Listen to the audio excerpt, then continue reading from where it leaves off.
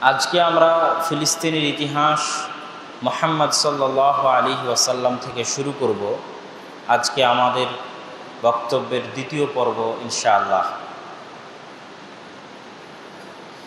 মুহাম্মদ সাল্লাল্লাহু আলাইহি ওয়াসাল্লামের সময়ে সর্বপ্রথম ফিলিস্তিন বা বাইতুল মুকাদ্দাসের নাম যখন উচ্চারিত হয় বা পবিত্র কোরআন এবং হাদিসে পাওয়া যায়, সেটা হচ্ছে পবিত্র কোরআনে একটি সূরা আছে, সেই সূরার নাম হচ্ছে সূরাতুর রুম। যে সূরায় আল্লাহ সুবহানাহু ওয়া তাআলা বলেছেন গলিবাতির রুম।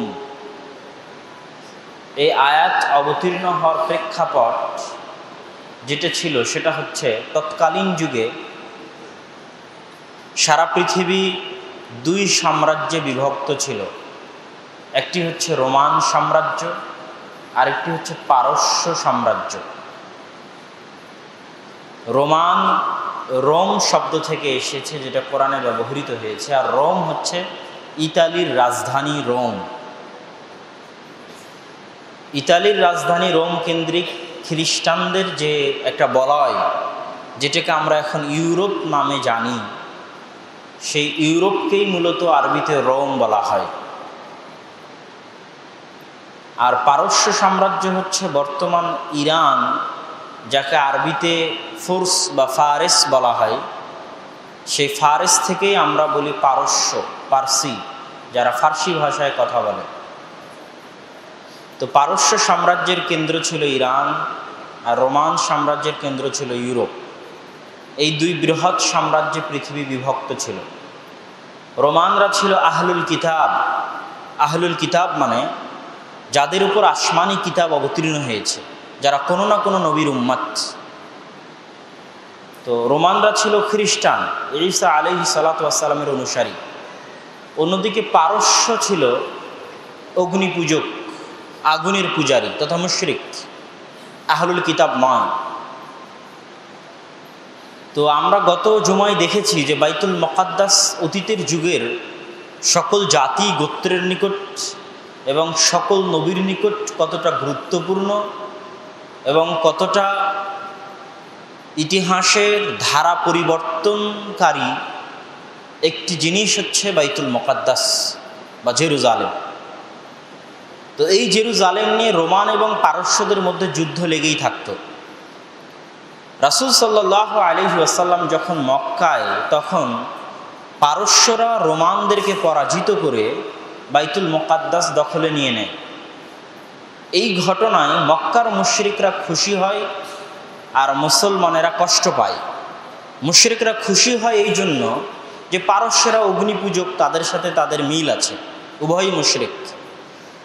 আর মুসলমানেরা কষ্ট পায় এই জন্য যে খ্রিস্টানরা হচ্ছে আহলুল কিতাব, তাদের পরাজয়, আহলুল কিতাবদের পরাজয়। তথা মুহাম্মদ সাল্লাল্লাহু আলাইহি ওয়াসাল্লাম আসার আগ পর্যন্ত কেউ যদি দ্বীনে হক খুঁজতে চায়, তো দ্বীনে হক ছিল ঈসা আলাইহিস সালাতু ওয়াস সালামের দ্বীন। তো আহলুল কিতাবদের পরাজয়ে এবং মুশরিকদের বিজয়ে মক্কার মুশরিকরা খুশি হয় আর মক্কার মুসলমানেরা কষ্ট পায়।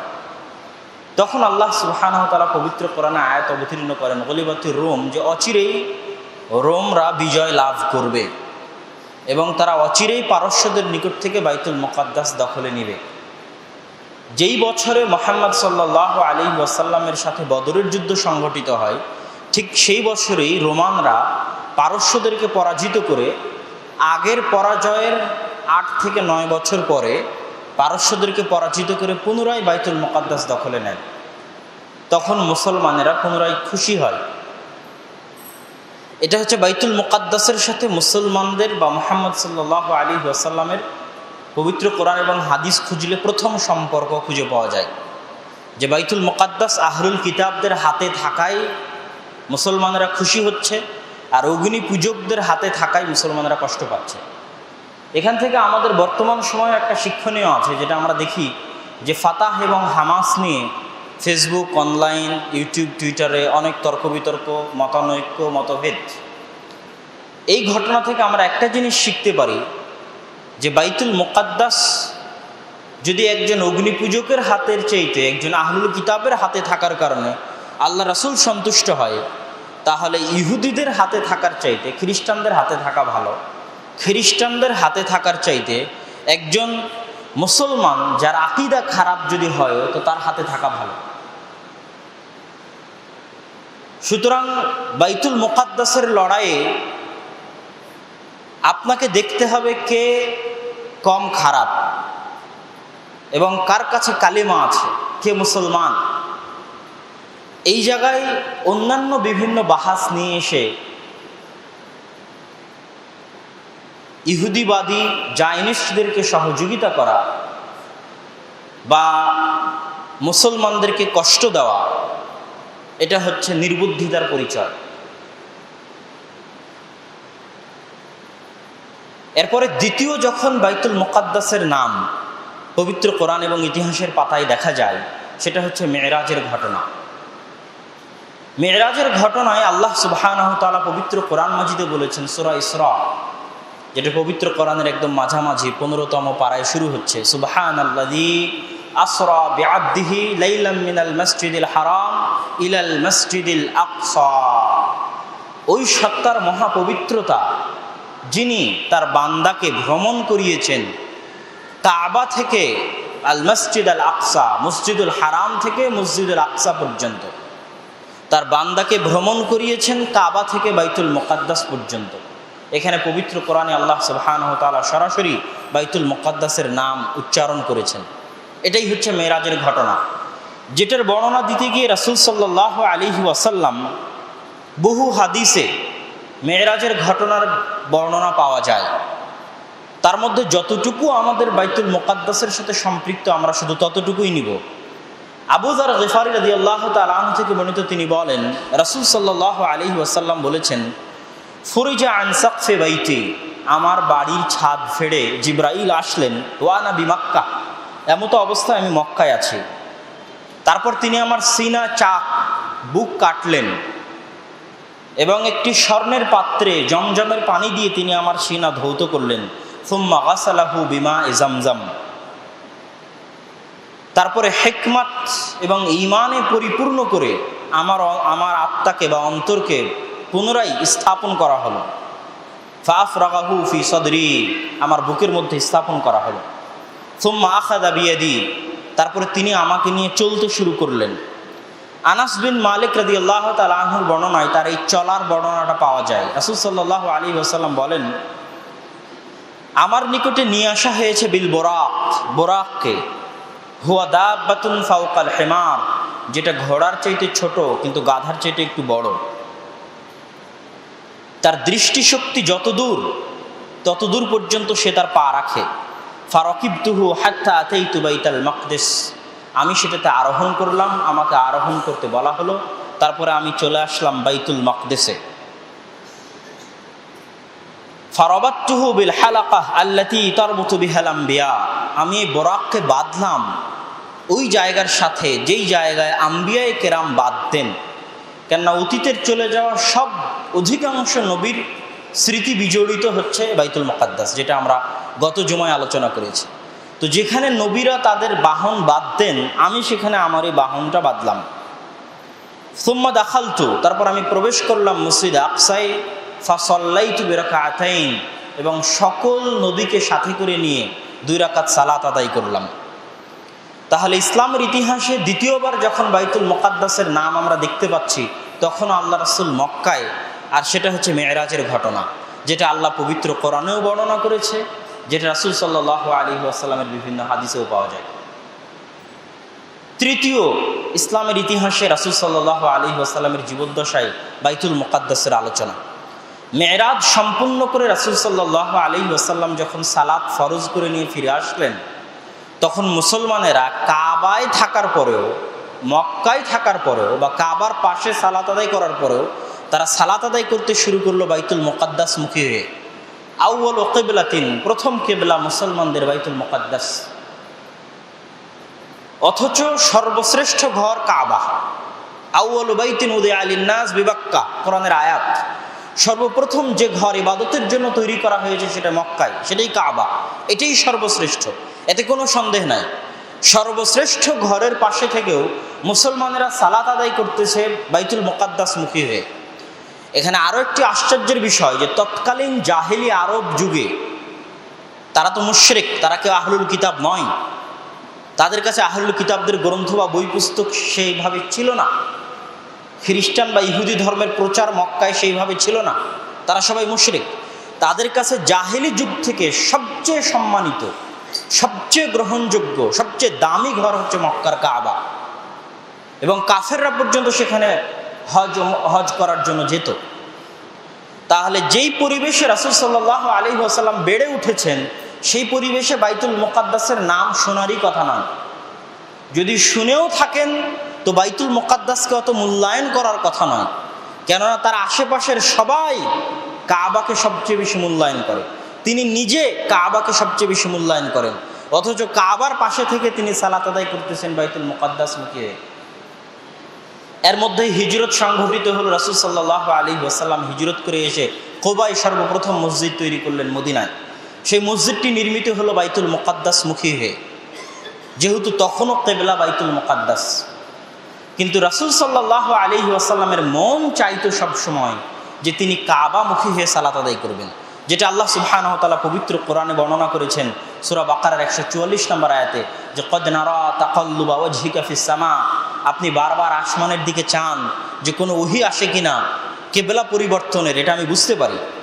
ফালানুওয়াল্লিয়ান্নাকা কিবলাতান তারদাহা, ওই কিবলায় আপনার জন্য নির্ধারণ করে দিলাম যে কিবলায় আপনি খুশি হন।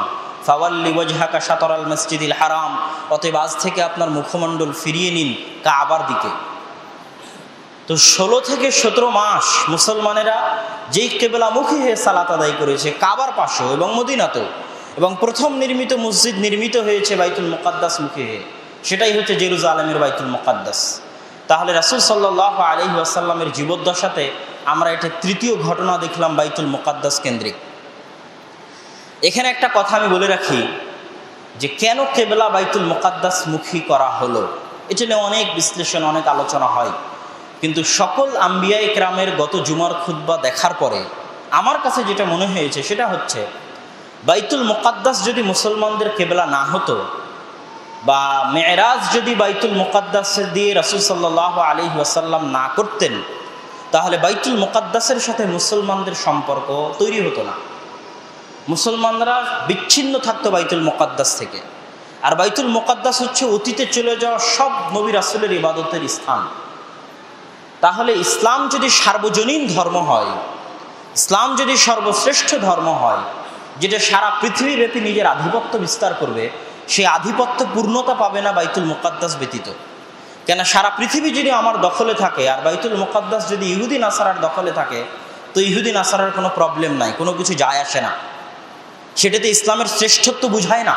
সারা আমেরিকা ইসলামের দখলে, সারা ইউরোপ ইসলামের দখলে, কিন্তু বাইতুল মুকাদ্দাস নাই, জেরুজালেম নাই, এটাতে ইসলামের শ্রেষ্ঠত্ব হয় না। কেননা ওই জেরুজালেমেই যদি শুধু ইহুদি খ্রিস্টানরা বসবাস করে, তো এটাই তাদের জন্য যথেষ্ট বলে তারা মনে করে। সুতরাং ইসলামের শ্রেষ্ঠত্ব প্রমাণের জন্য, সার্বজনীনতা এবং সারা পৃথিবীব্যাপী আধিপত্য বিস্তারের জন্য বাইতুল মুকাদ্দাসের প্রয়োজন রয়েছে, ছিল, আছে এবং থাকবে। ইব্রাহিম আলাইহিস সালাতু ওয়াস সালামের 2 সন্তান, দ্বীন ইব্রাহিম, এক সন্তান ইসমাইল আছেন কাবার পাশে, আরেক সন্তান ইসহাক আছেন বাইতুল মুকাদ্দাসের পাশে। ইসহাকের বংশধরের সবাই বাইতুল মুকাদ্দাস কেন্দ্রিক, আর ইসমাইলের বংশধরের সবাই কাবা কেন্দ্রিক। এখন উম্মতে মুহাম্মাদি যদি কাবাও তাদের দখলে থাকে, বাইতুল মুকাদ্দাসও দখলে থাকে, তাহলে দ্বীনে ইব্রাহিমের একচ্ছত্র প্রতিনিধিত্ব করার হকদার একমাত্র উম্মতে মুহাম্মাদির হয়ে দাঁড়াবে। তখন দ্বীনে ইব্রাহিমের কোনো কিছুর দাবি করার আর সুযোগ এই পৃথিবীর আর কারো থাকবে না। এই জন্য বাইতুল মুকাদ্দাসের গুরুত্ব চিরন্তন। এই জন্যই মূলত প্রথম কিবলা বাইতুল মুকাদ্দাসের দিকে, এটা আল্লাহর ইচ্ছা, আল্লাহর হিকমাহ। রাসূল সাল্লাল্লাহু আলাইহি ওয়াসাল্লামের মেরাজের যাত্রা শুরু বাইতুল মুকাদ্দাস থেকে। এবার আমরা আসি রাসূল সাল্লাল্লাহু আলাইহি ওয়াসাল্লামের জীবদ্দশায় বাইতুল মুকাদ্দাস কেন্দ্রিক চতুর্থ ঘটনা। এই চতুর্থ ঘটনায় আমরা দেখব যে বাইতুল মুকাদ্দাসে রাসূল সাল্লাল্লাহু আলাইহি ওয়াসাল্লামের নাম উচ্চারিত হচ্ছে, যেই ঘটনা পরবর্তীতে সুফিয়ান রাদিয়াল্লাহু তাআলা আনহু, যিনি তার প্রথম জীবদ্দশায় কাফের ছিলেন এবং পরবর্তীতে ইসলাম গ্রহণ করেছেন, তিনি বিস্তারিতভাবে সহিহ বুখারী অধ্যায়ে এই আলোচনা পেশ করেছেন, যেখানে বাইতুল মুকাদ্দাসে রাসূল সাল্লাল্লাহু আলাইহি ওয়াসাল্লামের নাম উচ্চারিত হচ্ছে। সেই ঘটনা হচ্ছে হুদাইবিয়ার সন্ধির পরে রাসূল সাল্লাল্লাহু আলাইহি ওয়াসাল্লাম চিঠি প্রেরণ করা শুরু করলেন বিভিন্ন বাদশার নিকটে। যেই রোমানদের বাইতুল মুকাদ্দাস বিজয়ে আল্লাহ রাসূল খুশি হয়েছিলেন, মক্কার মুসলমানেরা খুশি হয়েছিল, সেই রোমানদের নিকটেই বাইতুল মুকাদ্দাসে রাসূল সাল্লাল্লাহু আলাইহি ওয়াসাল্লাম চিঠি পাঠালেন ইসলাম গ্রহণের। আর হুদাইবিয়ার সন্ধির কারণে যেহেতু মক্কার মুশরিকদের কাছেও কোনো যুদ্ধ বিগ্রহ নাই, এই জন্য মক্কার মুশরিকরাও বের হলো ব্যবসার উদ্দেশ্যে। ব্যবসার উদ্দেশ্যে বের হওয়া মক্কার মুশরিকদের কাফেলা সুফিয়ান রাদিয়াল্লাহু তাআলা আনহুর নেতৃত্বে যখন পৌঁছলো বাইতুল মুকাদ্দাসে বা বাইতুল মুকাদ্দাসের আশেপাশে, ঠিক সেই মুহূর্তে রাসূল সাল্লাল্লাহু আলাইহি ওয়াসাল্লামের চিঠি গিয়ে পৌঁছে রোমান বাদশাহ হিরাক্লিয়াসের নিকটে। রোমান বাদশার নিকটে যখন রাসূল সাল্লাল্লাহু আলাইহি ওয়াসাল্লামের চিঠি দেওয়া হয়, তখন তিনি বাইতুল মুকাদ্দাসে, সেটাকে তারা বলতো ইলিয়া। হাদিসে শব্দটা এসেছে ইলিয়া। ইলিয়া মানে হচ্ছে আল্লাহর ঘর, হিব্রু ভাষায় বাইতুল্লাহ, আল্লাহর ঘর। এই নামটা ইসহাক বা ইয়াকুব আলাইহি সালাতু ওয়াস সালাম দিয়েছিলেন বলে ঐতিহাসিকগণ ধারণা করেন।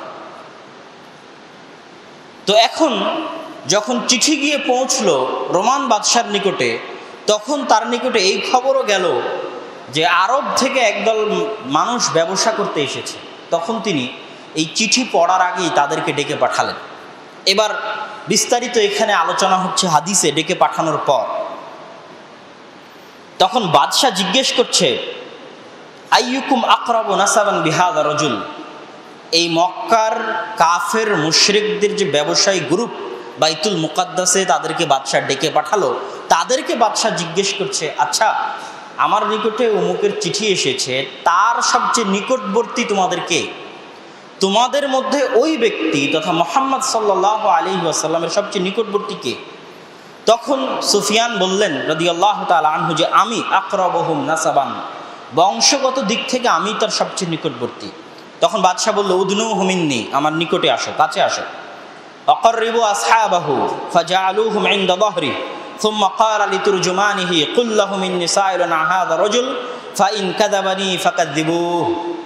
সুফিয়ান রাদিয়াল্লাহু তাআলা আনহুকে কাছে নিয়ে তার আর যারা প্রতিনিধি ছিল, সাথে ব্যবসা করতে এসেছিল, তাদেরকে একটু দূরে রেখে, তার পিছনে রেখে তিনি তার দোভাষীকে বলছেন, ওদেরকে বলে দাও আমি এই ব্যক্তি তথা মুহাম্মদ সাল্লাল্লাহু আলাইহি ওয়াসাল্লাম সম্পর্কে সুফিয়ান তাকে জিজ্ঞেস করব, এ যদি মিথ্যা বলে তাহলে তোমরা যেন তাকে মিথ্যায়িত করো। ফাইন কাযাবানি, সুফিয়ান যদি মিথ্যা বলে তাহলে তোমরা যেন বলে দাও যে সুফিয়ান মিথ্যা বলছে। এবার সুফিয়ান রাদিয়াল্লাহু তাআলা আনহু বলছেন, ফাওয়াল্লাহি লাউলাল হায়াউ মিন আন ইয়াসিরু আলাইয়া কাযিবান, যদি মিথ্যা বলতে আমার লজ্জা না লাগতো তাহলে সেই দিন আমি মিথ্যা বলতাম। এটা সুফিয়ান রাদিয়াল্লাহু, তখন তিনি কাফেরদের সর্দার এবং বহু যুদ্ধে তিনি আল্লাহ রাসূলের বিরুদ্ধে নেতৃত্ব দিয়েছেন। বদরের যুদ্ধে আবু জাহালের পাশে থেকেছেন, উহুদের যুদ্ধে নিজে নেতৃত্ব দিয়েছেন, খন্দকের যুদ্ধে নেতৃত্ব দিয়েছেন, বহু যুদ্ধে নেতৃত্ব দিয়েছেন। হুদাইবিয়ার সন্ধি তার মাধ্যমে হয়েছে আল্লাহ রাসূল এবং তার মুখোমুখিতে। তো বহু যুদ্ধে তিনি কাফেরদের সর্দার এবং মক্কার মুশরিকদের সর্দার। তিনি বলছেন যে আমি যদি মিথ্যা বলতে লজ্জা না পেতাম তাহলে সেই দিন মিথ্যা বলতাম। তাহলে কল্পনা করেন, একজন কাফের মিথ্যা বলতে লজ্জা পায়, আরবদের নিকটে মিথ্যা বলা কত কঠিন অপরাধ ছিল।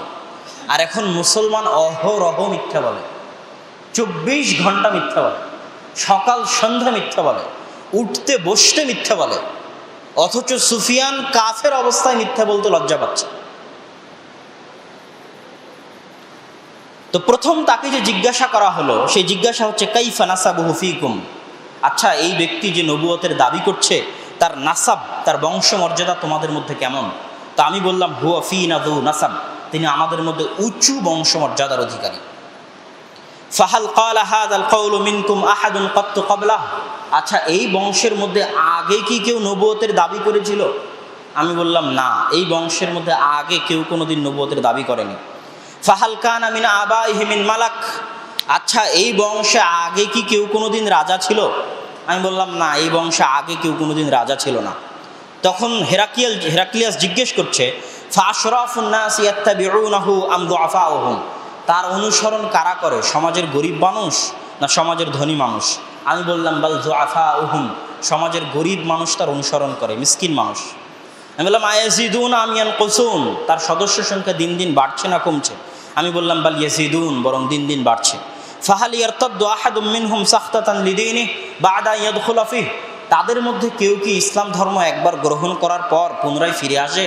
আমি বললাম না, কেউ যদি একবার ইসলাম গ্রহণ করে আর ফিরে আসে না। ফাহাল কুনতুম তাত্তাহিমুনাহু বিল কাযিব ক্বাবলা আন ইয়াকুলা মা ক্বাল, আচ্ছা নবুয়তের দাবি করার পূর্বে তোমরা কি কেউ তাকে মিথ্যার অভিযোগে অভিযুক্ত করেছো কোনোদিন, যে মোহাম্মদ মিথ্যা কথা বলে? নবুয়তের দাবি করার পূর্বে কোনোদিন তোমাদের মাঝে মিথ্যা বলা প্রমাণিত হয়েছে কিনা? তখন আমি বললাম যে না, নবুয়তের দাবি করার পূর্বে কোনোদিন তার মিথ্যা বলা প্রমাণিত হয়নি, সে মিথ্যা বলতো না। ফাহাল ইয়াকদের, সে কি ওয়াদা করে ভঙ্গ করে, চুক্তি করে লঙ্ঘন করে? আমি বললাম না, সে কোনোদিন ওয়াদা করে ভঙ্গ করে না, চুক্তি করে লঙ্ঘন করে না। তবে হ্যাঁ, আমরা এখন একটা চুক্তির মধ্যে আছি, জানি না এই চুক্তির বিষয়ে কি করবে। এবার সুফিয়ান রাদিয়াল্লাহু তাআলা বলছেন, এই একটা কথা ঢুকানো ছাড়া মুহাম্মদ সাল্লাল্লাহু আলাইহি ওয়াসাল্লামের বিপরীতে আর কোনো কথা আমি ঢুকাতে পারিনি। একটা সন্দেহ ঢুকিয়ে দিলাম যে না, আগে তো কোনোদিন চুক্তি ভঙ্গ করেনি, কিন্তু এখন তো হুদাইবিয়ার সন্ধি আছে, না জানি কি করে ভঙ্গ করতেও পারে। তাহলে একটা নেগেটিভ পয়েন্ট আমি এখানেই মাত্র ঢুকাতে পেরেছি, আগে পরে কোথাও ঢুকাতে পারি। তোমরা কি তার সাথে ফাহাল কাতালতুমুহু, তোমরা কি তার সাথে যুদ্ধ করেছো? বললাম হ্যাঁ, আমরা তার সাথে যুদ্ধ করেছি। ফাকাইফা কানা কিতালুকুম ইয়াহ, তোমাদের সাথে তার যুদ্ধের ধরন কেমন? আমি বললাম দালউন সিয়ালুন, বালতি তথা বালতি, একবার কুয়া থেকে, আগের যুগের কুয়ায় বালতি কেউ একবার হাতে নিত রশি টেনে, আবার কেউ রেখে যেত, আবার কেউ হাতে নিত। তো বালতি যেমন একবার একজনের হাতে আর একবার আরেকজনের হাতে, তো জয় পরাজয় আমাদের মধ্যে ঘুরপাক খাচ্ছে। বদরের যুদ্ধে তারা বিজয়ী হয়েছে, উহুদের যুদ্ধে আমরা বিজয়ী হয়েছি, এইভাবে জয় পরাজয় আমাদের মধ্যে ঘুরপাক খাচ্ছে। মা দায়া আমরুকুম, আচ্ছা এই নবী তোমাদেরকে কিসের দাওয়াত দেয়, কিসের আদেশ দেয়? তখন আমি বললাম, সে বলে উবুদুল্লাহ ওয়াহদা, এক আল্লাহর ইবাদত করো, ওয়ালা তুশরিকু বিহি শাই, তার সাথে কাউকে শরীক করিও না, ওয়াতরুকু মা ইয়াকুলু আবাকুম, আর তোমাদের পিতামাতা যা বলে গেছে আগের যুগের তোমাদের আদি পিতাদের অনুসরণ বাদ দাও। ওয়ায়ামুরুনা বিস-সালাতি ওয়াজ-যাকাত, সে আমাদেরকে সালাত আদায়ের নির্দেশ দেয়, যাকাত আদায়ের নির্দেশ দেয়, ওয়াস-সিদকি ওয়াল আফাফি ওয়াস-সিলাহ, সত্য বলার নির্দেশ দেয় এবং আত্মীয়তার সম্পর্ক রক্ষা করার নির্দেশ দেয়। এবার বাদশাহ হিরাক্লিয়াস তার দোভাষীকে বলছে যে তাকে বলে দাও, আমি তাকে জিজ্ঞেস করেছিলাম তার বংশ সম্পর্কে, সে বলেছে সে উঁচু বংশের অধিকারী। সুফিয়ান বলেছে যে মুহাম্মদ সাল্লাল্লাহু আলাইহি ওয়াসাল্লাম উঁচু বংশমর্যাদার অধিকারী, তাকে বলে দাও ফাকাযালিকা রাসূল তুবআসু ফি নাসাবি কওমিহা, এভাবেই নবী রাসূল উঁচু বংশে প্রেরিত হয়ে থাকেন। ওয়াসাআলতুকা হাল ক্বালা আহাদুম মিনকুম হাযাল কওল, আমি তাকে জিজ্ঞেস করেছিলাম তার বংশে ইতিপূর্বে কেউ নবুয়তের দাবি করেছে কিনা, সে বলেছে যে না, কেউ করেনি। যদি সে বলতো যে ইতিপূর্বে কেউ নবুয়তের দাবি করেছে, তাহলে আমি বলতাম সে তার দেখা দেখি নিজেও নবুয়তের দাবি করেছে। কিন্তু যেহেতু আগে কেউ নবুয়তের দাবি করেনি কুরাইশ বংশে, সুতরাং এটা সে কারো দেখা দেখি করছে, এটাও তো বলা যাবে না। আমি তাকে জিজ্ঞেস করেছিলাম তার বংশে ইতিপূর্বে কোনো রাজা ছিল কিনা, সে বলছে না, কোনো রাজা ছিল না। যদি সে বলতো কুরাইশ বংশে অতীতে কেউ রাজা ছিল, তাহলে আমি বলতাম হারানো রাজত্ব, বাপদাদার হারানো রাজত্ব ফিরে পাওয়ার জন্য সে নবুয়তের ভান ধরেছে। কিন্তু যেহেতু অতীতে কেউ রাজা ছিল না, তাহলে হারানো রাজত্ব ফিরে পাওয়ার কোনো প্রশ্নই আসে না, তাহলে অবশ্যই তার নবুয়তের দাবিটা ঠিক। আমি তাকে জিজ্ঞেস করেছিলাম যে তোমরা কি তার নবুয়তের দাবির পূর্বে কোনোদিন মিথ্যা বলতে দেখেছো? সে বলেছে না, আমরা তাকে মিথ্যা বলতে দেখিনি। তখন তিনি বলছেন যে এইরকমই হয় নবীগণ, তারা মানুষের সাথে কোনো সময় মিথ্যা বলেন না। আমি তাদেরকে জিজ্ঞেস করেছিলাম যে তাকে দুর্বল মানুষ অনুসরণ করে না শক্তিশালী, সে বলেছে দুর্বল গরিব মিসকিন অনুসরণ করে। তাকে বলে দাও হুম আতবা রসুল, যুগে যুগে নবী রাসূলের অনুসরণ সমাজের গরিব মিসকিনেরাই করেছে। আমি তাকে জিজ্ঞেস করেছিলাম তার সংখ্যা দিন দিন বাড়ছে না কমছে, সে বলেছে বাড়ছে। তাকে বলে দাও ইমানের বিষয়টা এরকমই, ইমানের বিষয় এইরকমই যে ইমান বাড়তেই থাকে, তাকে কেউ থামাতে পারে না। আমি তাকে জিজ্ঞেস করেছিলাম যে তার দিন একবার গ্রহণ করার পর কেউ ফিরে আসে কিনা, সে বলেছে না। তাকে বলে দাও কাযালিকাল ঈমান হিনা তুখালিতু বাশাশাতুল কলব, এটাই ঈমানের স্বাদ, যে একবার আস্বাদন করে সে সেখান থেকে ফিরে আসতে পারে না। আমি তাকে বলেছিলাম সে চুক্তি করে ভঙ্গন করে কিনা, সে বলেছে না, করে না। বলছে নবীরা এরকমই হয়, নবীরা চুক্তি করে ওয়াদা করে ভঙ্গ করে না। আমি তাকে বলেছিলাম সে তোমাদেরকে কিসের আদেশ দেয়, সে বলেছিল এক আল্লাহর ইবাদত করতে, মূর্তি পূজার নিষেধ করতে, সালাত সিয়াম আদায় করতে এবং জাকাত দিতে, সত্য বলতে। তাকে বলে দাও যে এগুলোই হচ্ছে নবীদের আদেশ, যুগে যুগে নবীরা এই দাওয়াতই দিয়ে থাকেন। তাকে আরও বলো যে তখন রাসূল সাল্লাল্লাহু আলাইহি ওয়াসাল্লামের চিঠি তিনি ডেকে পাঠালেন যে দেখি কোথায় মুহাম্মাদের চিঠি নিয়ে আসো। তখন তিনি চিঠি পড়তে লাগলেন। চিঠিতে লেখা ছিল বিসমিল্লাহির রহমানির রহিম মিন মুহাম্মাদিন আবদুল্লাহ ওয়া রাসূলিহি ইলা হিরাকিল আযীমির রোম। আল্লাহর বান্দা এবং আল্লাহ রাসূল মুহাম্মাদের পক্ষ থেকে হেরাকেল, রোমের বাদশাহ, রোমের সম্মানিত বাদশাহ হেরাকেলের নিকটে। এখানে একটা গুরুত্বপূর্ণ বিষয় ইশারা দিয়ে রাখি, আল্লাহ রাসূল চাইলে বলতে পারতেন যে কাফের হেরাকেলের নিকটে, কিন্তু আল্লাহ রাসূল বলেননি যে কাফের হেরাকেলের নিকটে। সর্বোচ্চ সম্মান দিয়ে বলেছেন যে আদিম আর রোম, মহামান্য রোমান সম্রাটের নিকটে। তথা দাওয়াত দিতে হয় ভদ্র ভাষায়, ভদ্রচিত এবং সম্মানের সাথে দাওয়াত দিতে হয়। সালামুন আলা মান ইত্তাবা আল হুদা, যারা হেদায়েতের অনুসরণ করে তাদের উপর সালাম। আম্মা বা'দ ফাইন্নী আদউকা বিদিআয়াতিল ইসলাম, আমি আপনাকে ইসলামের দাওয়াত দিচ্ছি। আসলিম তাসলাম, ইসলাম গ্রহণ করেন, নিরাপদে থাকবেন। আর যদি মুখ ফিরিয়ে নেন তাহলে পাপের ভাগীদার আপনি। তখন এবার হেরাকেল এই চিঠি পড়ার পর বলল, বলে দাও সে যা যা বলল সব যদি সত্য হয়ে থাকে, ফায়াসলামুকা মাউদিই কাদামাইয়া হাতাইন, একদিন আসবে যেই দিন আমার পায়ের নিচে যে মাটি আছে দাদা বাইতুল মুকাদ্দাস, আমাদের আলোচনার বিষয় বাইতুল মুকাদ্দাস, আমার পায়ের নিচে যে মাটি আছে বাইতুল মুকাদ্দাস একদিন তার পদানত হবে, তার করতালগত হবে, সে একদিন তার অধীনস্থ হবে এই বাইতুল মুকাদ্দাস। এই ভবিষ্যৎবাণী বাদশাহ হিরাক্লিয়াস করে গেলেন। এটা আমরা রাসূল সাল্লাল্লাহু আলাইহি ওয়াসাল্লামের জীবদ্দশায় চতুর্থ ঘটনা দেখলাম। বাইতুল মুকাদ্দাসে আল্লাহ রাসূলের নাম উচ্চারিত হলো। বাইতুল মুকাদ্দাসের অধিকারী রোমান সম্রাট হিরাক্লিয়াস, সে এখানে কেন এসেছিল? ওই যে পারস্যদের কাছ থেকে বিজয় লাভ করে, রোমানরা যখন বিজয় লাভ করলো তখন কুস্তুনতুনিয়া তথা তুরস্কের বর্তমান ইস্তাম্বুল থেকে পায়ে হেঁটে হজ করার জন্য বাইতুল মুকাদ্দাসে এসেছে। খ্রিস্টানরা হজ করার জন্য বাইতুল মুকাদ্দাসে আসতো। হিরাক্লিয়াস কুস্তুনতুনিয়া থেকে পায়ে হেঁটে এসেছে। সেই সময় আল্লাহ রাসূলের চিঠি তার নিকটে গেছে বাইতুল মুকাদ্দাসে। তাহলে আমার পায়ের নিচে যেই মাটি আছে এই মাটি মুহাম্মদ সাল্লাল্লাহু আলাইহি ওয়াসাল্লামের অধীনস্থ হবে। এবার আমরা দেখব রাসূল সাল্লাল্লাহু আলাইহি ওয়াসাল্লামের জীবদ্দশাতে দুইটা বড় যুদ্ধ রাসূল সাল্লাল্লাহু আলাইহি ওয়াসাল্লাম পরিচালনা করেছেন বাইতুল মুকাদ্দাস বা শাম বা ফিলিস্তিন বিজয় করার জন্য। তার মধ্যে একটা বিখ্যাত যুদ্ধ হচ্ছে মুতার যুদ্ধ। আপনারা গুগল ম্যাপে যদি মুতা লিখে সার্চ দেন তাহলে দেখবেন জর্ডানের ডেড সির এক পারে মুতা আর এক পারে হচ্ছে ফিলিস্তিন বা জেরুজালেম। দুটোর দূরত্ব 100 থেকে 120 কিলোমিটারের বেশি হবে না। তথা মুতার যুদ্ধ সাহাবীরা যেখানে লড়াই করেছিলেন রাসূল সাল্লাল্লাহু আলাইহি ওয়াসাল্লামের জীবদ্দশায়, সেটা বাইতুল মুকাদ্দাসের অতি নিকটে। এবং এই লড়াইয়ে রাসূল এটা ছিল বাইতুল মুকাদ্দাস বিজয় করার জন্য মুসলমানদের প্রথম যুদ্ধ। মুসলমানদের ইতিহাসে আল্লাহ রাসূলের জীবদ্দশায় বাইতুল মুকাদ্দাস বিজয় করার জন্য প্রথম যুদ্ধ। যুদ্ধটা হয়েছিল রাসূল সাল্লাল্লাহু আলাইহি ওয়াসাল্লাম বসরার বাদশাহ, যে রোমান সম্রাট হিরাক্লিয়াসের অধীনে গভর্নর দায়িত্ব পালন করত, তার নাম হচ্ছে শুরাহবিল ইবনে আমর আল গাসসানি। তার নিকটে আল্লাহ রাসূল চিঠি পাঠিয়েছিলেন ইসলামের দাওয়াত দিয়ে। সে আল্লাহ রাসূলের দূতকে হত্যা করেছিল। আর যে নিয়ম হচ্ছে দূতকে হত্যা করা হয় না, আল্লাহ রাসূল কোনো সময় দূতকে হত্যা করেননি। পৃথিবীতে নিয়ম এটা যে দূতকে হত্যা করতে হয় না। যখন দূতকে সে হত্যা করলো তখন রাসূল সাল্লাল্লাহু আলাইহি ওয়াসাল্লাম প্রচণ্ড ক্ষিপ্ত হলেন এবং অত্যন্ত দুর্বল শক্তির অধিকারী হওয়ার পরেও, অত্যন্ত দুর্বল সাম্রাজ্যের অধিকারী হওয়ার পরেও তিনি রোমানদের বিরুদ্ধে সেনাবাহিনী প্রেরণ করলেন। আর সেই সেনাবাহিনীর সংখ্যা ছিল মাত্র 3000। রাসূল সাল্লাল্লাহু আলাইহি ওয়াসাল্লাম তার সেনাপতি নির্ধারণ করে দিলেন। রাসূল সাল্লাল্লাহু আলাইহি ওয়াসাল্লাম এইভাবে সেনাপতি নির্ধারণ করে দিলেন যে শোনো, প্রথমে দায়িত্ব পালন করবে যায়েদ বিন হারেসা, তারপরে দায়িত্ব পালন করবে জাফর, তারপরে দায়িত্ব পালন করবে আব্দুল্লাহ বিন রাওয়াহা। এখান থেকে বোঝা যাচ্ছে যে যখন আল্লাহ রাসূল 3 জন সেনাপতি নির্ধারণ করলেন তথা তারা অনেকেই মারা যাবেন বা আগের 2 জন অন্তত পক্ষে মারা যাবেন, এটা তারা বুঝেই নিয়েছেন। যায়েদ বিন হারেসা বুঝেই নিয়েছেন যে এই যুদ্ধে তার মৃত্যু হবে, এবং জাফর ইবনে আবি তালেব বুঝেই নিয়েছেন যে এই যুদ্ধে তার মৃত্যু হবে। তো ফিলিস্তিনের মাটিতে ঝরা একজন মুসলমানের রক্তের প্রতিশোধ নিতে, যে একজনকে আল্লাহ রাসূল দূত হিসেবে পাঠিয়েছিলেন, ওই রক্ত ফিলিস্তিনের মাটিতে ঝরেছিল। ফিলিস্তিনের মাটিতে ঝরা একজন মুসলমানের রক্তের প্রতিশোধ নিতে রাসূল সাল্লাল্লাহু আলাইহি ওয়াসাল্লাম দুর্বল সাম্রাজ্যের অধিকারী হওয়ার পরও তার সেনাবাহিনী রওনা করে দিলেন।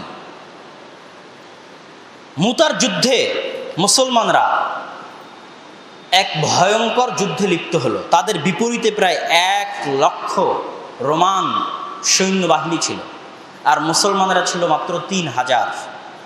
3000 মানুষ হাতে গোনা যায়, আর কোথায় 1 লক্ষ সেনাবাহিনীর বিপরীতে 3000 মুসলমানের এই অসম যুদ্ধে। এবং আগে থেকে আমি বলে এসেছি গত জুমার খুতবাতেও, যে যখন মুসা আলাইহিস সালাতু ওয়াস সালামের উপর বাইতুল মুকাদ্দাস বিজয়ের নির্দেশ আসলো, তখনও সেটা ছিল অসম যুদ্ধ। যখন জালুতকে পরাজিত করে দাউদ এবং তালুতের উপর বাইতুল মুকাদ্দাস বিজয়ের নির্দেশ আসলো, তখনও সেটা ছিল অসম যুদ্ধ। যেটা আমরা আরও সামনে দেখতে থাকবো, যে ইসলামের ইতিহাসে বাইতুল মুকাদ্দাস কেন্দ্রিক প্রত্যেকটা যুদ্ধ ছিল অসম যুদ্ধ। প্রথমে যায়েদ বিন হারেসা মারা গেলেন, তারপরে জাফর ইবনে আবি তালেব মারা গেলেন, তারপরে আবদুল্লাহ বিন রওয়াহাও মারা গেলেন। আবদুল্লাহ বিন রওয়াহার ক্ষেত্রে বলা হয় যে যখন মুসলমানেরা একটু ভয় ভয় পাচ্ছিল, ভীত হচ্ছিল, বিশাল 1 লক্ষ মানুষের বিশাল বাহিনী দেখে আর মাত্র 3000 মুসলমানের সৈন্য দেখে, তখন আবদুল্লাহ বিন রওয়াহা বলছিলেন, ইয়া কওম ওয়াল্লাহি ইন্নাল্লাতী তাকরাহুনা লাল্লাতী খারাজতুম তাতলুবুন, শোনো হে আমার জাতি, যেই জিনিসটা তোমরা ভয় পাচ্ছ ওই জিনিসের আকাঙ্ক্ষাতেই তোমরা বের হয়েছো। তোমরা ভয় পাচ্ছ মৃত্যুর, কিন্তু তোমরা বের হয়েছো মৃত্যুর আকাঙ্ক্ষাতে, সেটা হচ্ছে শাহাদাত বরণ করা। ওয়ামা নুকাতিলুন নাসা বিআদাদিন ওয়ালা কুওয়াতিন ওয়ালা কাসরা, শোনো, আমরা যুদ্ধ করি না মানুষের সাথে সংখ্যা দিয়ে, আমরা যুদ্ধ করি না মানুষের সাথে শক্তি দিয়ে, আমরা যুদ্ধ করি না মানুষের সাথে ক্ষমতা দিয়ে। মা নুকাতিলুহুম ইল্লা বিহাদাদ্দিন, বরং আমরা মানুষের সাথে যুদ্ধ করি এই দিন দিয়ে, আ'আজ্জানাল্লাহু বিহি, যেই দিন দিয়ে আল্লাহ আমাদেরকে সম্মানিত করেছেন। ফাইন্নামা হিয়া ইহদাল হাসানাইন, তোমরা সামনে এগিয়ে যাও, তোমাদের জন্য 2টা কল্যাণকর জিনিস অপেক্ষা করছে, হয় বিজয় না হয় শাহাদাত।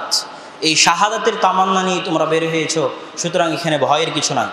আবদুল্লাহ বিন রওয়াহার ক্ষেত্রে সঠিক সানাদ সহ প্রমাণ আকারে পাওয়া যায় যে যখন তিনি যুদ্ধের মাঠের নেতৃত্বভার গ্রহণ করলেন এবং রায়াহ ঝান্ডা যখন তার হাতে ছিল, তখন তার ডান হাত কেটে গেলে তিনি সেই ঝান্ডা বাম হাত দিয়ে উত্তোলন করেছিলেন। বাম হাত কেটে গেলে তিনি 2 হাত একত্রিত করে সেই ঝান্ডা উত্তোলন করে রেখেছিলেন। এবং পরবর্তীতে আবদুল্লাহ বিন ওমর রাদিয়াল্লাহু তাআলা আনহুর রিওয়ায়াতে পাওয়া যায় যে তার শরীরে 70-এরও অধিক, হাত্তা কুতিয়া জাসাদাহু নিসফাইন, তার শরীরে 90-এর অধিক তীরের আঘাত এবং তরবারির আঘাত পাওয়া গেছিল।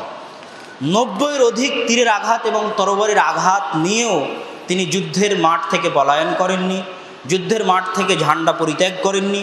এটাই ছিল তাদের ঈমান। যখন 3 জন সেনাপতি মারা গেল, তখন খালিদ ইবনে ওয়ালিদ নিজে থেকে দায়িত্বভার গ্রহণ করলেন, সেনাপতির দায়িত্ব গ্রহণ করলেন। সেই দিন রাসূল সাল্লাল্লাহু আলাইহি ওয়াসাল্লাম মদিনায় বসে বলছেন যে শোনো, আখাদার রায়াতু যায়েদ ফাউসিব, যায়েদ বিন হারিসা ঝান্ডা বহন করেছিল, যায়েদ বিন হারিসা মারা গেছে। সুম্মা আখাদাহু জাফর ফাউসিব, জাফর ইবনে আবি তালেব এই ঝান্ডা বহন করছিল, সেও শাহাদাত বরণ করেছে। সুম্মা আখাদাহু ইবনে রওয়াহা, আবদুল্লাহ বিন রওয়াহা এই ঝান্ডা বহন করেছিল, সেও শাহাদাত বরণ করেছে। এই কথা বলতেই আইনাহু তাদরিফান, রাসূল সাল্লাল্লাহু আলাইহি ওয়াসাল্লামের 2 চোখ দিয়ে অশ্রু ঝরছিল। হাত্তা আখাদার রায়া সাইফুম মিন সুয়ুফিল্লাহ, তারপরে ঝান্ডা গ্রহণ করেছে আল্লাহর তরবারিগুলোর একটি তরবারি, হাত্তা ফাতাহাল্লাহু আলাইহিম, সেই তরবারি হচ্ছে খালিদ বিন ওয়ালিদ। তারপরে আল্লাহ তাদেরকে বিজয় দান করেছে।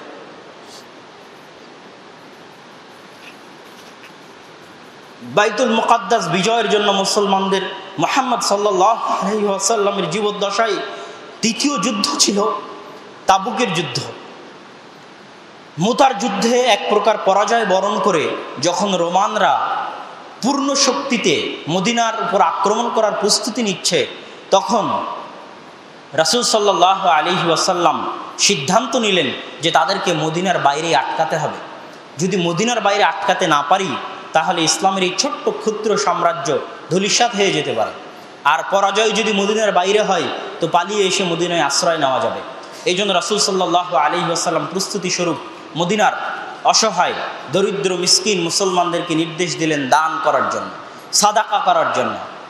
সেই দিন ওমর রাদিয়াল্লাহু তাআলা আনহু বলছেন, আল ইয়াউম আসবিকু আবা বকর, আজকে তাবুকের যুদ্ধের জন্য যখন আল্লাহ রাসূল দানের কথা বললেন, তখন আমি ওমর ভাবছি যে আজকে আমি আবু বকরকে অতিক্রম করে যাব। এই মনে করে আমি আমার অর্ধেক সম্পদ নিয়ে উপস্থিত হলাম।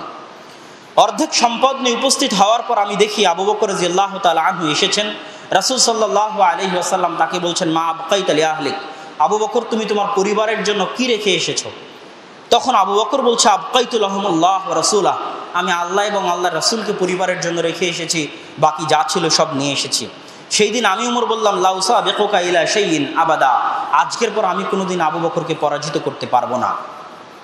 তো তাবুকের যুদ্ধ এবং মুতার যুদ্ধ, এই দুটো যুদ্ধ মক্কার কোনো কাফের মুশরিকদের সাথে সংগঠিত হয়নি, মক্কার আশেপাশের কোনো গোত্রের সাথে সংগঠিত হয়নি, বা আরব অঞ্চলের কোনো গোত্রের সাথে সংগঠিত হয়নি, বরং বাইতুল মুকাদ্দাস বিজয়ের জন্য যারা রোমান সম্রাট, যারা বাইতুল মুকাদ্দাসের দায়িত্বে ছিল, তাদের বিরুদ্ধে ছিল মুসলমানদের যুদ্ধ রাসূল সাল্লাল্লাহু আলাইহি ওয়াসাল্লামের জীবদ্দশায়। রাসূল সাল্লাল্লাহু আলাইহি ওয়াসাল্লামের মৃত্যুর পরে যখন আবু বকর রাদিয়াল্লাহু তাআলা আনহু খেলাফতের দায়িত্বভার গ্রহণ করলেন, তো রাসূল সাল্লাল্লাহু আলাইহি ওয়াসাল্লাম মৃত্যুর পূর্বে আরেকটা বাহিনী রেডি করছিলেন, যেই বাহিনীর দায়িত্বভার দিয়েছিলেন মুতার যুদ্ধে, যিনি তাকে সেনাপতি করেছিলেন যায়েদ বিন হারেসা, যিনি মারা গেছেন। তার ছোট্ট ছেলে 16-17 বছরের যুবক কিশোর ওসামা বিন যায়েদ, তার হাতে তিনি নেতৃত্বের ভার দিয়ে পুনরায় তাকে পাঠাচ্ছিলেন রোমানদের বিরুদ্ধে। ওই বাহিনী রওনা হয়েও গেছিল, মদিনা অতিক্রম করেও গেছিল। তখন রাসূল সাল্লাল্লাহু আলাইহি ওয়াসাল্লামের মৃত্যু হয়। আবু বকর রাদিয়াল্লাহু তাআলা আনহু খেলাফতের দায়িত্বভার গ্রহণ করা মাত্রই সারা আরবে ফিতনা ছড়িয়ে পড়ে। মানুষ মুরতাদ হয়ে যায়, কেউ যাকাত দিতে চায় না, মিথ্যুক নবুয়তের দাবিদারদের আবির্ভাব ঘটে। তখন আবু বকর রাদিয়াল্লাহু তাআলা আনহুকে সব সাহাবী পরামর্শ দিচ্ছিলেন যে এখন যত সেনাবাহিনী আছে সবকে মদিনাতেই থাকা উচিত, কেননা মানুষ মনে করবে যে মুহাম্মাদের কওম, মুহাম্মদ সাল্লাল্লাহু আলাইহি ওয়াসাল্লামের উম্মত তার মৃত্যুতে দুর্বল হয়ে গেছে, এই মনে করে তারা মদিনায় আক্রমণ করতে পারে। এদিকে অনেক মানুষ নবুয়তের, মিথ্যা নবুয়তের দাবিদার তৈরি হয়েছে, অনেকেই যাকাত অস্বীকার করে বসেছে। তখন আবু বকর রাদিয়াল্লাহু তাআলা আনহু বললেন, লাজারাতিল খিলাবু বিউম্মাহাতিল মুমিনিন, যদি উম্মাহাতুল মুমিনিনদের পা আল কিলাব, কুকুর শ্রীগাল টেনে হেঁচড়ে নিয়ে যায়, তো তবুও আমি আবু বকর ওই সেনাবাহিনীকে বিরত রাখবো না রওনা করতে, যেই সেনাবাহিনীকে মুহাম্মদ সাল্লাল্লাহু আলাইহি ওয়াসাল্লাম রওনা করিয়েছিলেন। তো এই সেনাবাহিনীও রওনা হয়েছিল বাইতুল মুকাদ্দাস বিজয় করার জন্য। তারপরে দীর্ঘ 1 বছর যাবৎ আবু বকর রাদিয়াল্লাহু তাআলা আনহু মুরতাদদের বিরুদ্ধে, মিথ্যুক নবুয়তের দাবিদারদের বিরুদ্ধে, যাকাত অনাদায়কারীদের বিরুদ্ধে যুদ্ধ পরিচালনা করেন। তারপরে তিনি তার সেনাবাহিনীকে তাদের ফিতনা থেকে মুক্ত হওয়ার পর 2 ভাগে বিভক্ত করে দেন। এক ভাগ খালিদ বিন ওয়ালিদের নেতৃত্বে চলে যায় পারস্য বিজয় করার জন্য, আর আরেক ভাগকে তিনি 4 ভাগে ভাগ করে দেন, যাদেরকে তিনি পাঠান শাম, ফিলিস্তিন বা বাইতুল মুকাদ্দাস বিজয় করার জন্য। বাইতুল মুকাদ্দাস বিজয়ের পথে আবু বকর রাদিয়াল্লাহু তাআলা আনহুর জীবদ্দশায় প্রথম যে যুদ্ধ সংগঠিত হয় সেটা হচ্ছে আজনাদাইনের যুদ্ধ।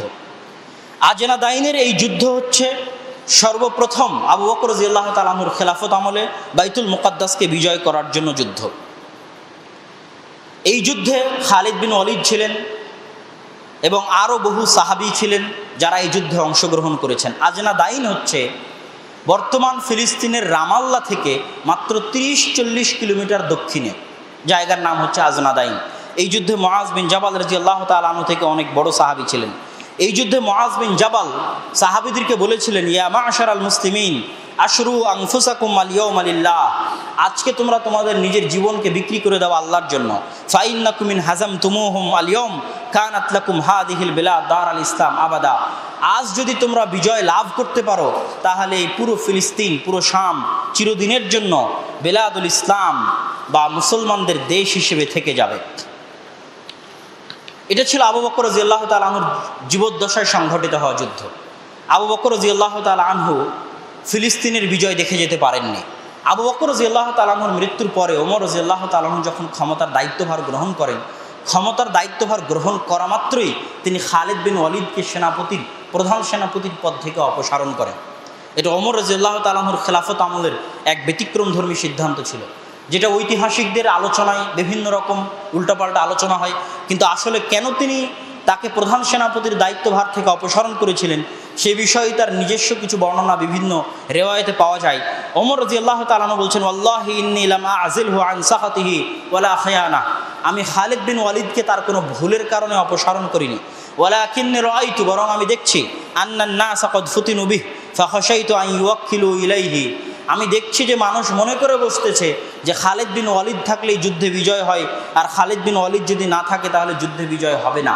আমি মানুষের এই আকিদাকে নষ্ট করার জন্য, ধ্বংস করার জন্য আমি মূলত খালিদ বিন ওয়ালিদকে প্রধান সেনাপতির পদ থেকে অপসারণ করেছি, যাতে মানুষ বুঝে যে বিজয় আসে আল্লাহর পক্ষ থেকে, কোনো ব্যক্তির কারণে নয়, বিজয় সংখ্যাধিক্যের কারণে নয়, শক্তি ক্ষমতার কারণে নয়, বরং ইখলাস এবং ঈমানের কারণে।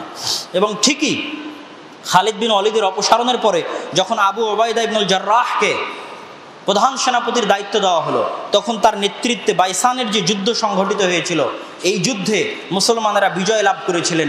আর এই যুদ্ধে খালিদ বিন ওয়ালিদ একজন সাধারণ সেনা হিসেবে আবু উবাইদা ইবনুল জাররাহের অধীনে সেই দিন তিনি যুদ্ধ করেছিলেন।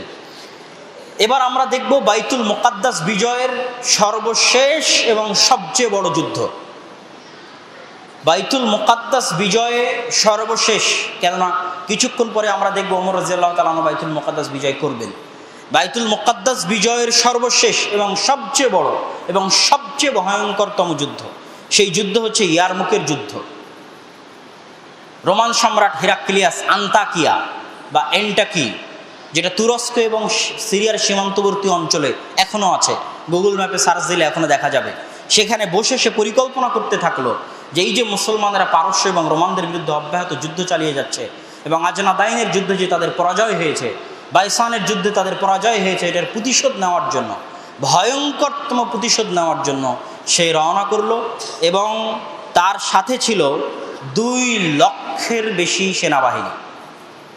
2 লক্ষের বেশি সেনাবাহিনীর মাঝে মুসলমানদের ছিল মাত্র 30,000 সেনাবাহিনী, আর মুসলমানদের প্রধান সেনাপতির দায়িত্বে ছিলেন আবু উবাইদা ইবনুল জাররাহ। তিনি 2 লক্ষের অধিক বিশাল রোমান সেনাবাহিনী দেখে ওমর রাদিয়াল্লাহু তাআলা আনহুর নিকটে চিঠি লিখলেন। তার চিঠির বাক্য ইতিহাসের পাতায় এভাবে আছে যে, আল আজাল ইয়া আমির আল মুমিনিন বির রিজাল বাদার রিজাল, হে আমিরুল মুমিনিন, 2 লক্ষের অধিক সেনাবাহিনীর সদস্য নিয়ে রোমান সম্রাট এগিয়ে আসতেছে, আপনি মদিনা থেকে সাহায্য পাঠান, সেনাবাহিনী পাঠান। ওয়া ইল্লা ফাহতাসিব আনফুসাল মুসলিমিনা ইনহুম আকামু, না হলে দুইটার একটা ঘটবে, হয় মুসলমানেরা যুদ্ধে টিকে থাকবে, যদি টিকে থাকে তাহলে সবাই মারা যাবে, আর না হয় মুসলমানেরা যুদ্ধের মাঠ থেকে পালিয়ে যাবে, যদি পালিয়ে যায় তাহলে তারা তাদের দ্বীনকে অস্বীকার করে বসবে, অতএব আপনি সাহায্য পাঠান। ওমর রাদিয়াল্লাহু তাআলা আনহু সাহায্য না পাঠিয়ে পাল্টা চিঠি পাঠালেন। পাল্টা চিঠিতে ওমর রাদিয়াল্লাহু তাআলা আনহু লিখলেন, লা তুহাওয়িলান্নাকুম কাসরাতা মা জাআ মিনহুম, তোমাদেরকে যেন ভীত সন্ত্রস্ত করতে না পারে রোমানদের সংখ্যাধিক্য। ফাইন্নাল্লাহা মিনহুম বারি, কেননা আল্লাহর সাহায্য তাদের সাথে নাই। ওমান বারি আল্লাহু মিনহু, আর যাদের সাথে আল্লাহর সাহায্য নাই তারা এমন দেওয়ালের মতো যেই দেওয়াল কোনো উপকার করতে পারে না। ওয়ালা তাওহাশাকা কিল্লাতাল মুমিনিন, আর মুমিনিনদের সংখ্যার স্বল্পতা তোমাকে যেন ভীত সন্ত্রস্ত না করে। ফাইন্নাল্লাহা মাআক, কেননা আল্লাহ তোমার সাথে আছে।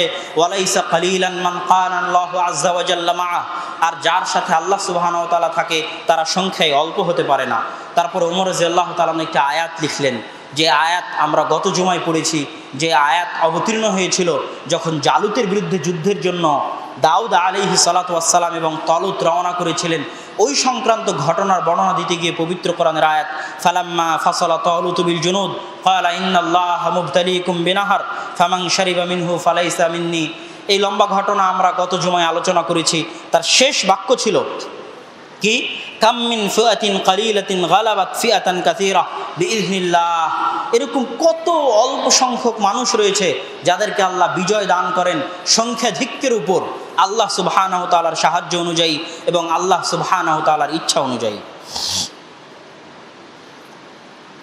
এইবার আবু উবাইদা ইবনুল জাররাহ খালিদ বিন ওয়ালিদের সাথে পরামর্শ করছেন, যেহেতু ওমর রাদিয়াল্লাহু তাআলা আনহুর পক্ষ থেকে কোনো সাহায্য আসলো না, এবং আসলেও হয়তো ঐতিহাসিকগণ বলেছেন যে ওই চিঠির সাথে তিনি 200-300 মানুষ পাঠিয়েছিলেন, সেরকম তিনি কোনো সাহায্য পাঠাননি, শুধু চিঠি পাল্টা দিয়ে পাঠিয়েছিলেন ওমর রাদিয়াল্লাহু তাআলা আনহু, এবং এই চিঠি মুসলমানদের পাকে শক্ত করে দেয়। তখন আবু উবাইদা ইবনুল জাররাহ মুসলমানদের সাথে পরামর্শ করছেন, তার মধ্যে খালিদ ইবনুল ওয়ালিদের সাথে পরামর্শ করছেন যে কিভাবে যুদ্ধ করা যায়। তখন খালিদ বিন ওয়ালিদ ডাইরেক্ট আবু উবাইদা ইবনুল জাররাহকে ডাইরেক্ট প্রস্তাব দিলেন, শোনো আমি যেটা বলবো আপনি কি সেটা মানবেন? তখন আবু উবাইদা ইবনুল জাররাহ বলছেন, হ্যাঁ আপনি যেটা বলবেন আমি সেটা মানব। তখন খালিদ বিন ওয়ালিদ বলছেন, আজকের জন্য আপনি দায়িত্ব আমার ওপর ছেড়ে দেন। আপনাকে প্রধান সেনাপতি করেছে ওমর রাদিয়াল্লাহু তাআলা আনহু, আমি আপনাকে মানি, সম্মান করি এবং মানার ঘটনা পুরো ইতিহাসে আছে, কিন্তু আপনি আমার সাথে পরামর্শ করতে এসেছেন, আজকের জন্য আপনার সাথে আমার প্রথম পরামর্শ, আজকের যুদ্ধের দায়িত্ব আপনি আমার ওপর ছেড়ে দিন। আবু উবাইদা ইবনুল জাররাহ একমত হলেন এবং তিনি খালিদ বিন ওয়ালিদের উপর যুদ্ধের দায়িত্ব ছেড়ে দিলেন। যদিও সর্বময় ক্ষমতার অধিকারী প্রধান সেনাপতি আবু উবাইদা ইবনুল জাররাহ, কিন্তু পুরো যুদ্ধ পরিচালনা করার ভারপ্রাপ্ত জিম্মেদারি খালিদ বিন ওয়ালিদের উপর দিয়ে দিলেন আবু উবাইদা ইবনুল জাররাহ। সেই দিন খালিদ বিন ওয়ালিদ মুসলমানদেরকে বলেছিলেন, আরা ওয়াল্লাহি ইন কুন্না নুকাতাল বিল কাসরা ওয়াল আদাদহুম আকসার মিন্না ওয়া আকা মিন্না ওয়া মা লানা বিহিম ইদান তাকা ওয়া ইন্না নুকাতিলুহুম বিল্লাহি ওয়া বিল্লাহ। শোনো, আমরা মানুষদের সাথে যুদ্ধ করি না সংখ্যাধিক্য দিয়ে, শক্তি দিয়ে, ক্ষমতা দিয়ে, বরং আমরা মানুষের সাথে যুদ্ধ করি বিল্লাহ বিল্লাহ, আল্লাহকে দিয়ে, আল্লাহকে দিয়ে। ফামা আরা আন্না জামাআতাহুম ওয়ালাউ কানু আহলাল আরদি জামিআ আন্নাহা তাগনি আনহুম শাইআ। যদি রোমানের 2 লক্ষর জায়গায় সারা পৃথিবীর সব মানুষ একত্রিত হয়, তো আমি খালিদ বিন ওয়ালিদ পরোয়া করি না সারা পৃথিবীর সব মানুষ একত্রিত হয়ে গেলে, যতক্ষণ আল্লাহ সুবহানাহু ওয়া তাআলা আমাদের সাথে আছে। সেই দিন ইয়ারমুকের যুদ্ধে বাইতুল মুকাদ্দাস বিজয়ের সবচেয়ে ভয়ঙ্কর যুদ্ধ সংঘটিত হয়েছিল। খালিদ বিন ওয়ালিদ রাদিয়াল্লাহু তাআলা আনহু নিজে ইয়ারমুকের জায়গা চয়ন করেছিলেন, যেটা ছিল চারিদিক থেকে একটু উঁচু পাহাড় ঘেরা, 3 দিক থেকে উঁচু পাহাড় ঘেরা মরুভূমির উপত্যকা, এবং তার পরিকল্পনা ছিল রোমান বিশাল 2 লক্ষ সেনাবাহিনীকে ওই উপত্যকায় আটকিয়ে দেওয়া এবং মরুভূমি অঞ্চলের মধ্যে আটকিয়ে দেওয়া, যাতে এই মরুভূমি অঞ্চলের সাথে হয়তো কুস্তুনতুনিয়া, তুরস্ক, ইউরোপ থেকে যারা আসতেছে তারা অতটা পরিচিত নয়, আবার আশেপাশে পাহাড় আছে, যাতে তাদের সাথে যুদ্ধ করতে সহযোগিতা হয়। যখন রোমানরা এগিয়ে আসলো, তখন মুসলমানদের মধ্যে কেউ বলছে, মা আকসারা রোমান ওমা আকাল্লাল মুসলিমিন, কোথায় 2 লক্ষ আর কোথায় 30,000, কত রোমান সৈন্যবাহিনী আর কত অল্প মুসলমান। তখন খালিদ বিন ওয়ালিদ আবার মুসলমানদেরকে বললেন, তোমরা বলো মা আকসারাল মুসলিমিন ওমা আকাল্লা রোমান, যে কত সংখ্যাধিক্য মুসলমানদের আর কত অল্প সংখ্যক রোমান। কেননা ওয়াল্লাহি লা নুনসার ইল্লা বিল্লাহি আযজা ওয়া জাল, কেননা আমরা জয়লাভ করতে পারবো না আল্লাহ সুবহানাহু ওয়া তাআলার সাহায্য ছাড়া। এইভাবে ইয়ারমুকের যুদ্ধে মুসলমানরা বিজয় লাভ করে, আর এটাই ছিল বাইতুল মুকাদ্দাস বিজয়ের সর্বশেষ যুদ্ধ। এই যুদ্ধে মুসলমানদের বিজয়ের মাধ্যমে পুনরায় মুসলমানরা ওই যে আবু বকর রাদিয়াল্লাহু তাআলা আনহু 4টে সেনাবাহিনী পাঠিয়েছিলেন ফিলিস্তিনের জন্য, ওই 4 ভাগে ভাগ হয়ে যায় এবং ইয়ারমুকের যুদ্ধের পরে কেউ জর্ডান বিজয়ের জন্য বের হয়ে যায়, কেউ দামেস্ক বিজয়ের জন্য বের হয়ে যায়, কেউ ফিলিস্তিনের যে অঞ্চলগুলো আছে গাজা, ইয়াফা, হাইফা, তেল আবিব, এই অঞ্চলগুলো বিজয়ের জন্য বের হয়ে যায়। আর ফিলিস্তিনের এই অঞ্চলগুলো বিজয়ের জন্য বের হন আমর ইবনুল আস রাদিয়াল্লাহু তাআলা আনহু। আমর ইবনুল আস রাদিয়াল্লাহু তাআলা আনহু এই বাইতুল মুকাদ্দাসের 4 দিক থেকে তিনি মুসলমানদের সকল শহর, সকল এলাকা দখল করে ফেলেন। শুধু বাকি থাকছে বাইতুল মুকাদ্দাস, আল কুদস। যখন শুধু আল কুদস বাকি, তখন আমর ইবনুল আস রওনা দিলেন আল কুদসের দিকে। জেরুজালেমকে 4 দিক থেকে তিনি দখল করে ফেলেছেন, এখন তিনি কুদসের দিকে রওনা দিলেন। কুদসের দিকে রওনা দেওয়ার বিশাল ঘটনা আছে, সেই লম্বা ঘটনায় আমরা না গিয়ে আজকে যেহেতু ওমর রাদিয়াল্লাহু তাআলা আনহু কর্তৃক বাইতুল মুকাদ্দাস বিজয়ের ঘটনা বলে শেষ করব। তো জেরুজালেম তখন ছিল রোমানদের সবচেয়ে শক্তিশালী দুর্গ, সবচেয়ে কেন্দ্রস্থল। সেটা যখন তিনি কাছে গেলেন, কাছে যাওয়ার পর তিনি চিঠি লিখে পাঠালেন আবু উবাইদা ইবনুল জাররাহের নিকটে, যে এখানে একাই আমার পক্ষে বিজয় লাভ করা সম্ভব নয়, আপনি আসেন। তখন আবু উবাইদা ইবনুল জাররাহ আরও 3 দিকে যারা যুদ্ধ করছিলেন তাদেরকেও ডেকে পাঠালেন। তখন বাইতুল মুকাদ্দাসের চারিপাশে যত মানুষ জমা হয়েছিল মুসলমানদের পক্ষ থেকে, তার মধ্যে শুধু 4000 সাহাবী ছিল। এত সাহাবী কোনো যুদ্ধে অংশগ্রহণ করেছে তাই ইতিহাসের পাতায় পাওয়া যায় না। 4000 সাহাবী বাইতুল মুকাদ্দাসের চারপাশে জমা হয়েছেন, বাইতুল মুকাদ্দাসকে ঘিরে ধরেছেন। বাইতুল মুকাদ্দাসকে ঘিরে ধরার পর যখন ভেতরে যে পাদ্রী আছে, সেই পাদ্রী সিদ্ধান্তহীনতায় ভুগছে যে সে কী করবে।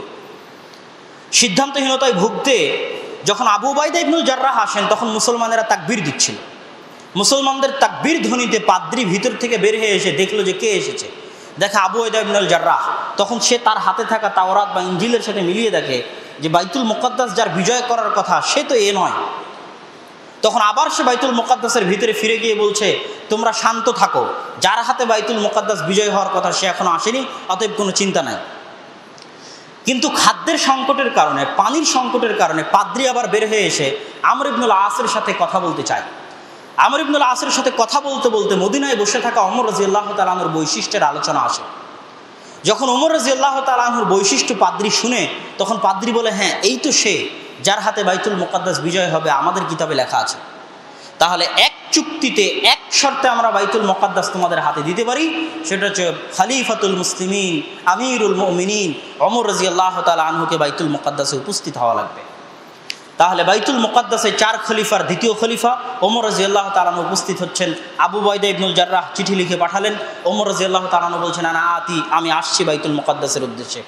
ওমর রাদিয়াল্লাহু তাআলা আনহু অর্ধ শতাব্দীর খলিফা হওয়ার পরও মদিনা থেকে মাত্র, এটা ইবনু আসাকিরের তারিখে সহিহ সূত্রে প্রমাণ পাওয়া যায়, কাল্পনিক ঘটনা নয়, বাস্তব ঘটনা।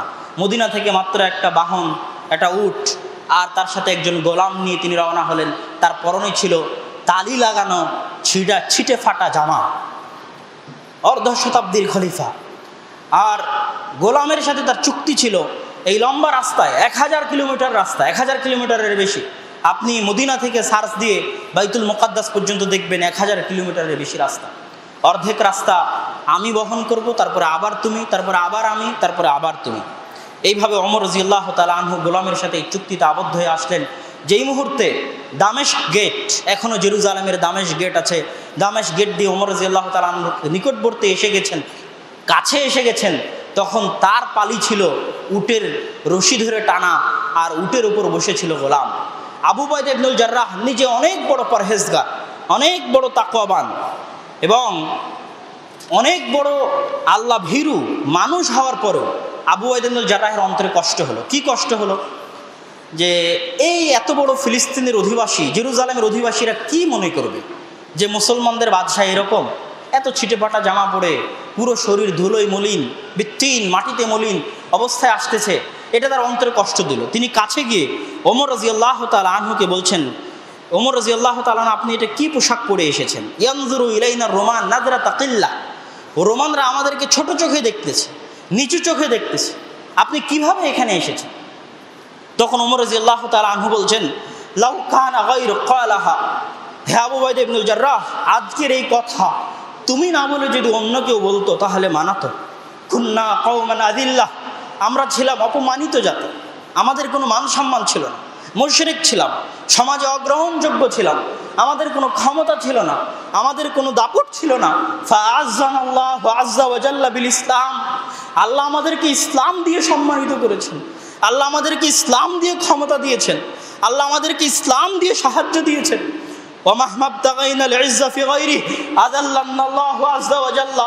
ইসলাম ব্যতীত অন্য কিছু যদি আমরা খুঁজতে যাই, অন্য কিছুর যদি আমরা অনুসরণ করতে যাই, পুনরায় আল্লাহ আমাদেরকে অপমানিত করে দিবেন। ওমর রাদিয়াল্লাহু তাআলা আনহুর এই বাক্য স্বর্ণাক্ষরে লিখে রাখার মতো। বাইতুল মুকাদ্দাস বিজয় হলো। বিজয় হওয়ার পর আমি সংক্ষেপে শেষ করে দিচ্ছি। ওমর রাদিয়াল্লাহু তাআলা আনহুর সাথে চুক্তি হলো। সেই চুক্তির এখনও সেই চুক্তিনামাটা, লিখিত চুক্তিনামাটা ফিলিস্তিনের যে কিয়ামা কানিসা আছে, কিয়ামা গির্জা আছে, সেই কিয়ামা গির্জায় এখনও সংরক্ষিত আকারে আছে। সেই চুক্তিতে লেখা আছে, হাদা মা আতা আব্দুল্লাহ, এটা আল্লাহর বান্দা ওমর, তিনি নিজেকে ওখানে বড় কোনো লকবে সম্বোধন করেননি।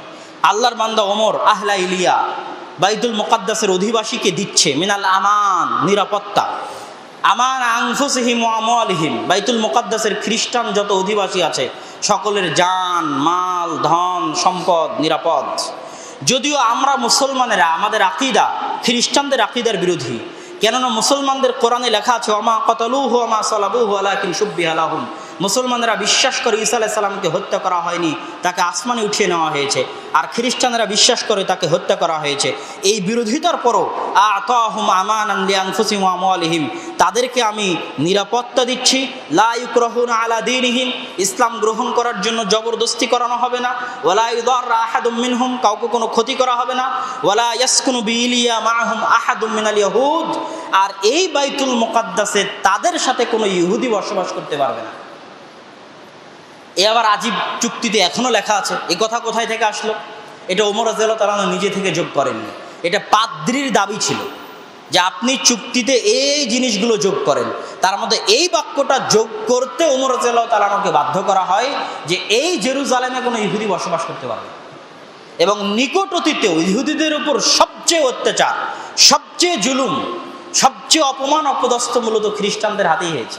আপনারা হিটলারের কথা জানেন, 60 লক্ষ ইহুদিকে সে হত্যা, সে খ্রিস্টান ছিল। কেননা খ্রিস্টানরা ইহুদিদেরকে সহ্য করতে পারতো না। তাহলে আজকে আমেরিকা এবং ইউরোপ ওমর রাদিয়াল্লাহু তাআলা আনহুর সাথে করা চুক্তি ভঙ্গ করেছে।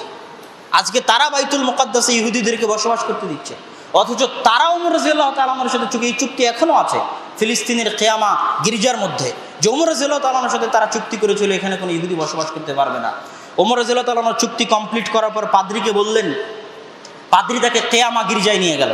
তখনও তারা খুব সম্মান করত, এখনও সম্মান করত। সেই গির্জায় ঢোকার পর পাদ্রী ওমর রাদিয়াল্লাহু তাআলা আনহুকে বললেন যে আপনি এখানে সালাত আদায় করেন। ওমর রাদিয়াল্লাহু তাআলা আনহু বললেন, না, আমি যদি এখানে সালাত আদায় করি তাহলে আমার পরবর্তীতে যে সমস্ত মুসলমানরা আসবে তারা বলবে ওমর রাদিয়াল্লাহু তাআলা আনহু এখানে সালাত আদায় করেছিলেন, অতএব এটাকে মসজিদ বানিয়ে দাও। তখন আপনার এই গির্জা টিকবে না, আপনার গির্জা মসজিদ হয়ে যাবে। তখন ওমর রাদিয়াল্লাহু তাআলা আনহু সেখানে সালাত আদায় করলেন না, এখনও সেই গির্জা আছে। যদি আসলে ওমর রাদিয়াল্লাহু তাআলা আনহু ওখানে সালাত আদায় করতেন তাহলে আসলে পরবর্তীতে কোনোদিন মুসলমানরা সেটাকে মসজিদ বানিয়ে দিত। তখন ওমর রাদিয়াল্লাহু আপনি নিয়ে চলেন আমাকে বাইতুল আকসায়, বাইতুল মুকাদ্দাসে, সেটা কোথায়? তখন পাদ্রী বলছে, আপনি কি ওই জায়গা খুঁজতেছেন যেই জায়গাকে ইহুদিরা সবচেয়ে সম্মান করে? তখন হ্যাঁ, আমি ওই জায়গা খুঁজতেছি এটাকে ইহুদিরা সবচেয়ে সম্মান করে। তখন পাদ্রী তাকে নিয়ে গেলেন এক বিশাল উঁচু জায়গায়, বড় বড় পাথর রাখা, অপরিচ্ছন্ন অপরিষ্কার অবস্থায় পড়ে আছে। তখন ওমর রাদিয়াল্লাহু তাআলা নিজে বাইতুল মুকাদ্দাস পরিষ্কার করা শুরু করলেন, তার সাথে সাহাবীরাও হাত লাগিয়ে বাইতুল মুকাদ্দাস পরিষ্কার করা শুরু করলো। তখন কাব আল আহবারকে ওমর রাদিয়াল্লাহু তাআলা জিজ্ঞেস করছেন, আচ্ছা কোথায় মসজিদ তৈরি করব? তো আপনারা বাইতুল মুকাদ্দাসের মানচিত্র দেখলে দেখতে পাবেন যে একটা হচ্ছে কালো মসজিদ যার সীসা মাটির রঙের গম্বুজ, আর একটা হচ্ছে স্বর্ণের গম্বুজ। স্বর্ণের গম্বুজটা হচ্ছে কুব্বাতুস সখরা, যেটার নিচে পাথর আছে, যে পাথরকে ইহুদিরা সবচেয়ে সম্মান করে। তো কাব আল আহবার বলছেন যে ওমর রাদিয়াল্লাহু তাআলা আনহু আপনি ধরেন এই পাথর, কেবলা এই দিকে, আপনি এই পাথরের পিছনে মসজিদ তৈরি করেন। তখন ওমর রাদিয়াল্লাহু তাআলা বলো কি তুমি, এই পাথরের পিছনে মসজিদ তৈরি করলে তো ইহুদিরা বলবে যে মুসলমানরা এই পাথরকে সিজদা করছে, না, এই পাথরের পিছনে মসজিদ তৈরি করা যাবে না। তিনি পাথরের সামনে গিয়ে একদম শেষ মাথায় গিয়ে মসজিদ তৈরি করলেন, যেটা ওই মাটির রঙের গম্বুজওয়ালা যে মসজিদ দেখা যায়, সেই মসজিদটা ওমর রাদিয়াল্লাহু তাআলা আনহু তৈরি করলেন। পরবর্তীতে উমাইয়া খলিফারা কুব্বাতুস সাখরার উপর গম্বুজ নির্মাণ করেছে, ওই পাথরের উপর গম্বুজ নির্মাণ করেছে। আজান দিলেন কে? প্রথম সালাত, ফজরের সালাত আজান দিলেন বেলাল রাদিয়াল্লাহু তাআলা আনহু, যেটা রাসূল সাল্লাল্লাহু আলাইহি ওয়াসাল্লামের মৃত্যুর পরে এটা তার দ্বিতীয় বা প্রথম, সম্ভবত দ্বিতীয় আজান ছিল, তাছাড়া তিনি আজান দিতেন না। ফজরের সালাতের প্রথম রাকাতে ওমর রাদিয়াল্লাহু তাআলা আনহু সূরা সাদ তেলাওয়াত করলেন, আর দ্বিতীয় রাকাতে সূরা ইসরা, সুবহানাল্লাযী আসরা বিআবদিহি লাইলাম মিনাল মাসজিদিল হারামি ইলাল মাসজিদিল আকসা। এইভাবে বাইতুল মুকাদ্দাস মুসলমানদের হাতে, দ্বিতীয় খলিফার হাতে বিজয় হলো, যেটার দ্বারা প্রমাণিত হয় যে এবং মুসলমানেরা তাদের চুক্তি, সবচেয়ে মজার কথা যে ওমর রাদিয়াল্লাহু তাআলা আনহুর এই চুক্তি সর্বশেষ উমাইয়া, আব্বাসি, মামলুক থেকে শুরু করে উসমানীয় খেলাফতের শেষ দিন পর্যন্ত এই চুক্তি মুসলমানেরা লঙ্ঘন করেন। কোনো দিন বাইতুল মুকাদ্দাসের মাটিতে কোনো খ্রিস্টানের সাথে খারাপ ব্যবহার, কোনো গির্জায় আক্রমণ, কোনো গির্জাকে নষ্ট করা, কোনো সমস্যা তৈরি করা, দীর্ঘ 1400 বছরের ইতিহাসে ওমর রাদিয়াল্লাহু তাআলা আনহুর এই চুক্তির পালন মুসলমানেরা করেছে। আর খ্রিস্টানরাই সেই চুক্তি ভঙ্গ করে এখন ইহুদিদেরকে সেই বাইতুল মুকাদ্দাসে জায়গা দিয়েছে। আমরা আমাদের তৃতীয় পর্বের আলোচনা যদি আগামী জুমায় কমপ্লিট করা সম্ভব হয়, আগামী জুমাতে শেষ পর্ব ক্রুসেড, সালাহুদ্দিন আইয়ুবী এবং বর্তমান অবস্থার উপর আলোচনা শেষ করে ফিলিস্তিন পর্বের আলোচনা শেষ করব ইনশাআল্লাহুল আজিজ।